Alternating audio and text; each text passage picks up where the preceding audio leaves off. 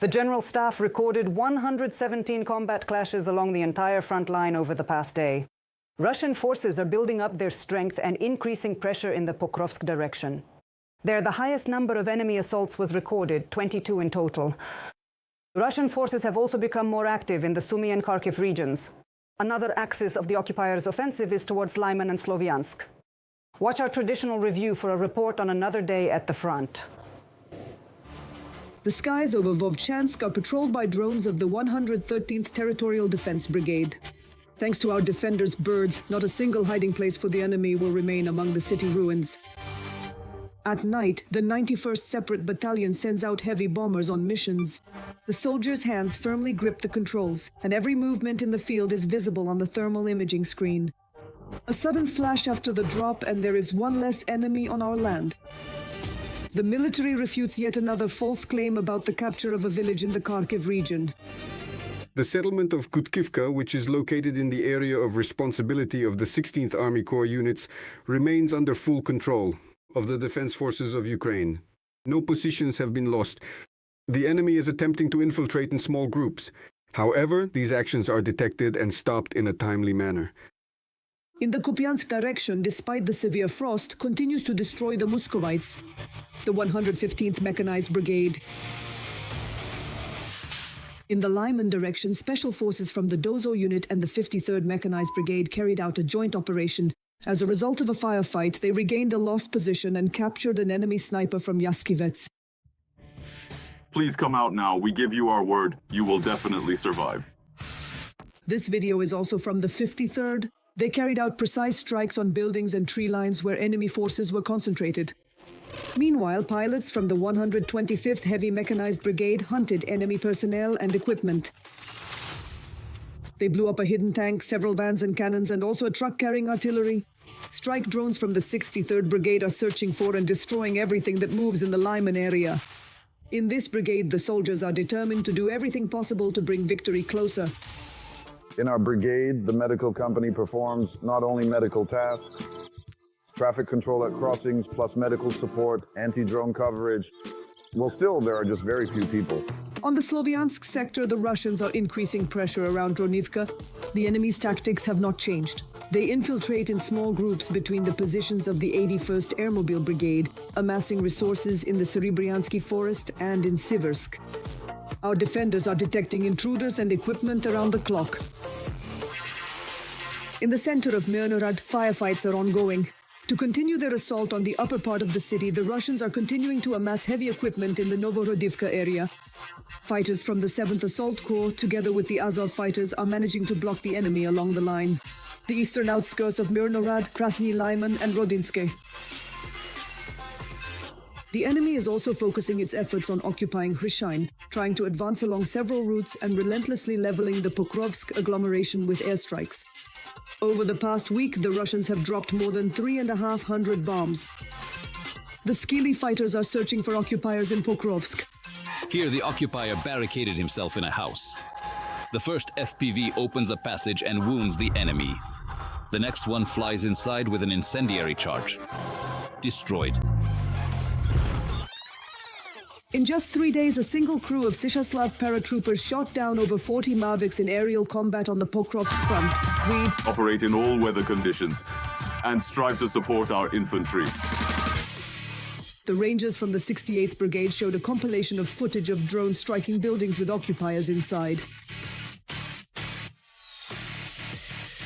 The route of the soldiers returning to their positions after the mission passed through the partially captured Pokrovsk. The route was long and dangerous. And that's 30 kilometers. You flinch at every window you pass. Very friendly. You don't know if they're friendly or not. Are they locals or what? Windows? That's it. If someone flashes by somewhere, we immediately move out. In the Pokrovsk direction, the occupying forces crawl forward 1 or 2 infantrymen at a time, continuously.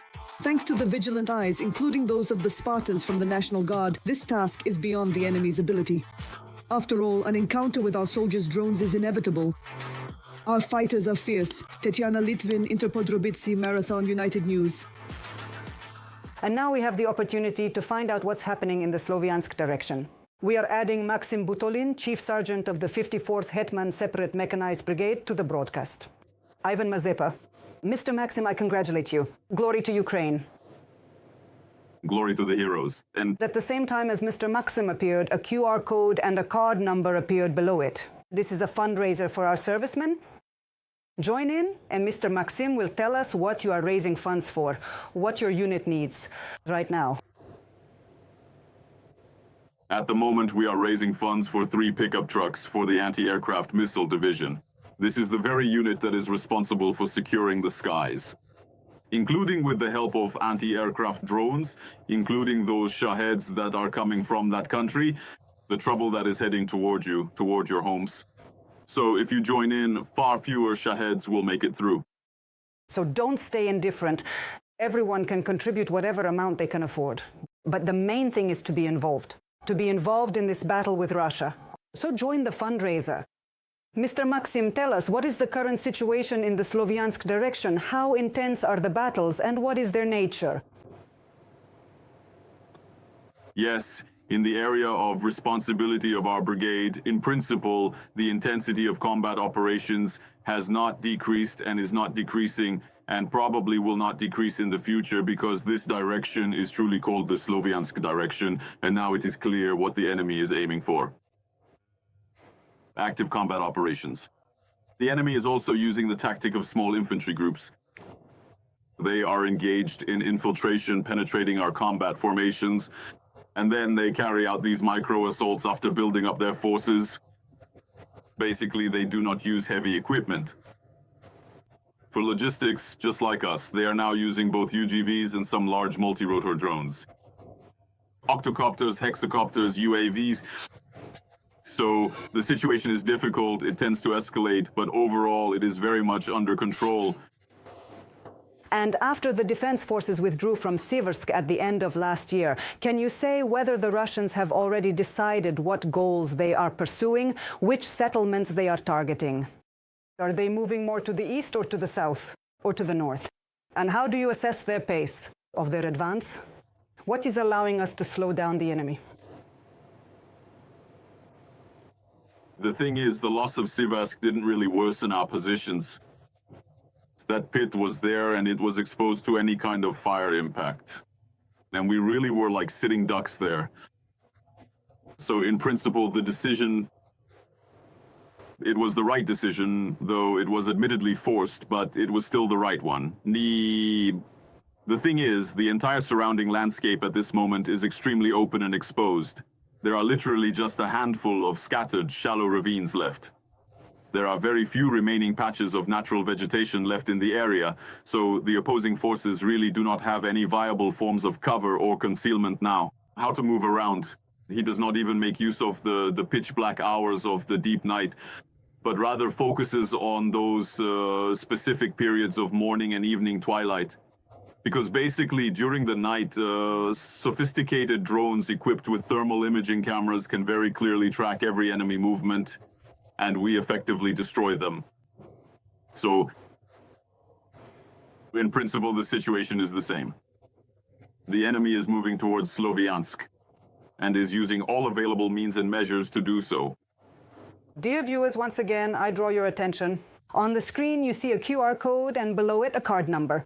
This is a fundraiser for pickup trucks for our defenders who are fighting in the Sloviansk direction. These pickups are used by drone crews to reach positions from which they destroy Shaheds that are flying, among other places, to Kyiv, Lviv, and other cities in the rear.